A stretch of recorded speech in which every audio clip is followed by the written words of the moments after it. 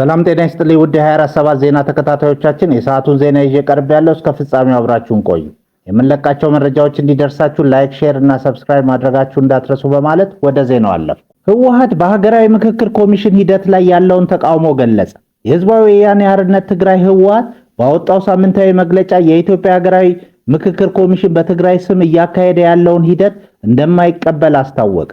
በትግራይ ህዝብ ስም የሚተላለፉ ውሳኔዎችም ተፈጻሚነት እንደማይኖራቸው ድርጅቱ ገልጿል። መንግስት የትግራይን ህዝብ ከሂደት አግልሏል ሲል የከሰሰው ህወሓት የኮሚሽኑ ተግባር ጥቂት ግለሰቦችን በመሰብሰብ የመንግስትን የፖለቲካ ፍላጎት ለማስፈጸም ያለመ ነው ብሎታል።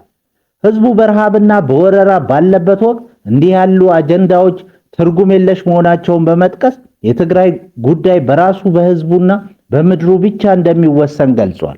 የፌዴራል ፖሊስ ድንበር ተሻጋሪ የሰዎች አዘዋዋሪ ተጠርጣሪዎችን በቁጥጥር ስር መዋሉን አስታወቀ። የኢትዮጵያ ፌዴራል ፖሊስ በዓለም አቀፍ ደረጃ ሲፈለግ የነበረውን ይትባረክ ዳዊት በሌላ ስሙ ክብሮም የተባለ ግለሰብን ከ9 ግብረ አበሮቹ ጋር በቁጥጥር ስር መዋሉን አስታወቀ። ተጠርጣሪው በቁጥጥር ስር የዋለው በትግራይ ክልል ሽሬ ከተማ ውስጥ መሆኑ ተገልጿል። እንደ ፖሊስ መግለጫ ግለሰቡ ከ3000 በላይ ሰዎችን በህገወጥ መንገድ በማዘዋወር ለ100 ሰዎች ሞትና ለበርካታ ሴቶች ላይ ለደረሰ ጥቃት ተጠያቂ ነው ተብሎ ይጠረጠራል። ይህን ድንበር ተሻጋሪ ወንጀል ለመከታተል ፖሊስ ከምስራቅ አፍሪካ ቀጠና የህገ ወጥ የሰዎች ዝውውር መከላከያ ተቋም ጋር በመረጃ ልውውጥ በቅንጅት መስራቱን ጠቁሟል። የፌዴራል ፖሊስ በጉዳዩ ላይ የነበረውን የምርመራ ሂደት አጠናቆ መዝገቡን ለአቃቢ ህግ መላኩን ገልጿል። በቁጥጥር ስር የዋሉት ግለሰቦች የቀረበባቸው ክስ በህግ ሂደት ታይቶ ውሳኔ እንደሚያገኝ ይጠበቃል። በአዲግራት ዩኒቨርሲቲ ሰራተኛን ደፍሮ የገደለው ግለሰብ የሞት ቅጣት ተበየነበት። በአዲግራት ከተማ የ25 ዓመት የዩኒቨርሲቲ ሰራተኛን በአሰቃቂ ሁኔታ የገደለው ግለሰብ ከ8 ወራት የእልህ አስጨራሽ የምርመራ ሂደት በኋላ በሞት እንዲቀጣ ተወሰነ። ግለሰቡ በየካቲት ወር 2017 ዓ.ም በወጣቷ መኖሪያ ቤት ሰላማዊ ሰው መስሎ በመግባት በሩን ከውስጥ በመቆለፍ አስገድዶ የደፈራት ሲሆን ወጣቷ ህግ ዋጋህን ይሰጣል በማለቷ ብቻ በ12 ቦታ በስለት ወቅቶና በገመድ አንቆ ህይወቷ እንዲያልፍ አድርጓል። ምስክር በሌለበት የተፈጸመው ይህን ግፍ ፖሊስ ለመፍታት ቢቸገርም አንዲት ወጣት ግለሰብ ሰው ገድያለሁ ብሎ ሲናገር ሰምታ ለፖሊስ በሰጠችው ጥቆማ ገዳዩ በአፋር በኩል ከሀገር ሊወጣ ሲል በቁጥጥር ስር ውሏል። የምስራቃዊ ዞን ከፍተኛ ፍርድ ቤት ግለሰቡን በአስገድዶ መድፈር፣ በግፍ ግድያና በቅሚያ ወንጀሎች ጥፋተኛ በማለት የሞት ቅጣት አስተላልፎበታል። ሟች ከመሞቷ በፊት የተናገረችው ህግ ዋጋህን ይሰጣል የሚለው ቃል ዛሬ በፍትህ ተረጋግጧል። በሌላ ዜና የአሜሪካው ፕሬዝዳንት ዶናልድ ትራምፕ ከኢራን ጋር እየተደረገ ባለው ጦርነት ሊኖር በሚችለው ተኩስ አቁም ላይ ውሳኔ መስጠት የሚችሉት እሳቸው ብቻ መሆናቸውን ተናገሩ። ትራምፕ በዋይት ሃውስ በተካሄደው የትንሣኤ በዓል ዝግጅት ጎን ለጎን ለጋዜጠኞች በሰጡት መግለጫ የተኩስ አቁሙን የሚወስነው ብቸኛው ሰው እኔ ነኝ ብለዋል። በአስታራቂ ሀገሮች ለአሜሪካና ለኢራን የቀረበውን የ45 ቀናት የተኩስ አቁምና የሆርሙዝ ሰርጥ የመክፈት ሐሳብ ትራምፕ ጠቃሚ እርምጃ ቢሉትም በቂ አይደለም በማለት አክለዋል። ዶናልድ ትራምፕ ኢራንን በአንድ ሌሊት ሙሉ በሙሉ ማውደም እንችላለን ሲሉ ዛቱ። የአሜሪካ ወታደራዊ ኃይል ኢራንን በአንድ ሌሊት ሙሉ በሙሉ የማውደም አቅም እንዳለው ፕሬዝዳንት ዶናልድ ትራምፕ ተናገሩ። ይህንን ያሉት ትላንት ምሽት በሰጡት መግለጫ ነው። ፕሬዝዳንቱ መላው ኢራንን በአንድ ሌሊት ልናጠፋ ልናወድም እንችላለን፣ ያ እርምጃ ምናልባትም ነገ ሌሊት ሊሆን ይችላል ሲሉ ዝተዋል።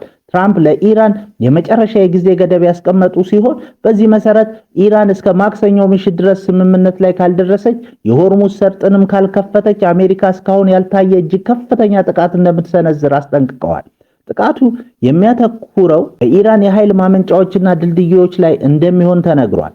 ይህ በእንዲህ እንዳለ የኢራን ከፍተኛ ወታደራዊ ክንፍ የሆነው የአብዮታዊ ዘብ IRGC የደህንነትና መረጃ ኃላፊያቸው መገደሉን ተከትሎ እጅግ ከፍተኛ አጸፋዊ ጥቃት እንደሚሰነዝር አስታውቋል። ማርጆሪ ግሪን ትራምፕን ሰይጣናዊ ሲሉ ወረፉ። የቀድሞ የዶናልድ ትራምፕ የቅርብ ደጋፊ ማርጆሪ ቴይለር ግሪን ፕሬዝዳንቱ ትናንት በተከበረው በትንሣኤ በዓል ጠዋት በኢራን ላይ ያስተላለፉት የዛቻ መልእክት ሰይጣናዊ ሲሉ በጽኑ ተቃወሙ። ትራምፕ በኢራን ላይ የ48 ሰዓታት የጊዜ ገደብ በመስጠት ወደ ሲኦል ትወርዳላችሁ ማለታቸውን ተከትሎ ግሪን ይህ ድርጊት ክርስትናን እሴት ያፈነገጠ እና እብደት ነው ብለውታል። ግሪን አክለውም አሜሪካና እስራኤል በኢራን ላይ የከፈቱት ትንኮሳ በቆየ የኒኩለር ውሸት ላይ የተመሰረተ መሆኑን ገልጸው ንጹሃንን መግደልና ጦርነት መቀስቀስ አሜሪካን ታላቅ የማድረግ አካል ሊሆን አይችልም ሲሉ ወቅሰዋል። በትራምፕ አስተዳደር ውስጥ ያሉ ክርስቲያኖችም ፕሬዝዳንቱን ከማምለክ ተቆጥበው ሰላምን እንዲሰብኩ አሳስበዋል። በተቃራኒው የትራምፕ ደጋፊዎች ድርጊቱ ፕሬዝዳንቱ ለሀገራቸው ጥቅምና ደህንነት ያላቸው የተለየ የትግል ስልት የሚያሳይ ነው በሚል እየተከላከሉ ይገኛሉ። ደቡብ ኮሪያ በድሮን ጥቃት ምክንያት ሰሜን ኮሪያን ይቅርታ ጠየቀች። የደቡብ ኮሪያው ፕሬዝዳንት ሊ ጃሚዩንግ በዘንድሮ የፈረንጅ ዓመት በመጀመሪያ ላይ ወደ ሰሜን ኮሪያ ግዛት ድሮኖችን በመላካቸው ለፒዮንግያንግ ይቅርታ ጠይቀዋል። ድርጊቱን ኃላፊነት የጎደለው ሲሉ የገለጹት ፕሬዝዳንቱ መጀመሪያ ላይ ሲክዱት የነበረው ይህ ድርጊት በመንግስት የደህንነት ባለስልጣናትና በአንድ ወታደር መፈጸሙን ምርመራው ማረጋገጡ ገልጿል። ይህ ይቅርታ የመጣው ሰሜን ኮሪያ ተጨማሪ ድሮኖች ካየው ከባድ አጸፋ ወስዳለው በማለት ካስጠነቀቀች በኋላ ነው። የቀድሞ ፕሬዝዳንት ዩን ሱክ ዮል ተመሳሳይ ትንኮሳዎችን በማድረጋቸው ተከሰው በዕድሜ ልክ እስራት ላይ እንደሚገኙ ይታወሳል።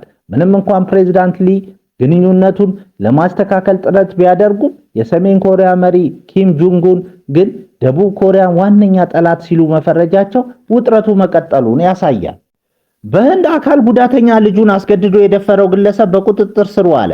በህንድ አዲሻ ግዛት ድንካናል ዲስትሪክት ውስጥ የ59 ዓመቱ ራሃስ ሴቲ የተባለ ግለሰብ የአካል ጉዳተኛ የሆነችውን የ21 ዓመት ልጁን በተደጋጋሚ አስገድዶ በመድፈር በቁጥጥር ስር መዋሉ ተሰማ። ይህ ዘግናኝ ድርጊት ይፋ የሆነው ወጣቷ ባሳየችው አካላዊ ለውጥ ምክንያት ምርመራ ከተደረገላት በኋላ መሆኑ ተገልጿል። ተጎጂዋ ከድንካናል ሆስፒታል ሴት ልጅ መውለዷ የተረጋገጠ ሲሆን አባቷ የልጇን የአካልና የአእምሮ ውስንነት እንደ ዕድል በመጠቀም ለረጅም ጊዜ ጥቃት ሲፈጽምባት እንደነበር ፖሊስ አስታውቋል። የአካባቢ ነዋሪዎች በድርጊቱ ከፍተኛ ቁጣቸውን እየገለጹ ሲሆን በወንጀለኛው ላይ ጠንካራ ቅጣት እንዲሰጥና የአካል ጉዳተኞች ጥበቃ እንዲጠናከር እየጠየቁ ይገኛሉ። ክቡራን አድማጮቻችን ለሰዓቱ ያልናቸውን ዜናዎች በዚህ እናበቃለን።